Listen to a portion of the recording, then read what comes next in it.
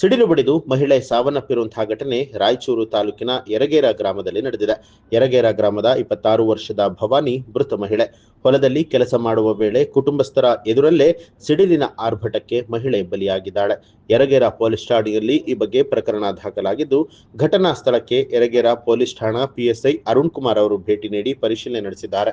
ಇನ್ನು ಮೃತ ಮಹಿಳೆಗೆ ಒಂದು ಹೆಣ್ಣು ಮಗು ಇದ್ದು, ಸರ್ಕಾರ ಮೃತಳ ಕುಟುಂಬಕ್ಕೆ ಸೂಕ್ತ ಪರಿಹಾರವನ್ನ ಕೊಡಬೇಕು ಅಂತ ಹೇಳಿ ಗ್ರಾಮಸ್ಥರು ಆಗ್ರಹಿಸಿದ್ದಾರೆ.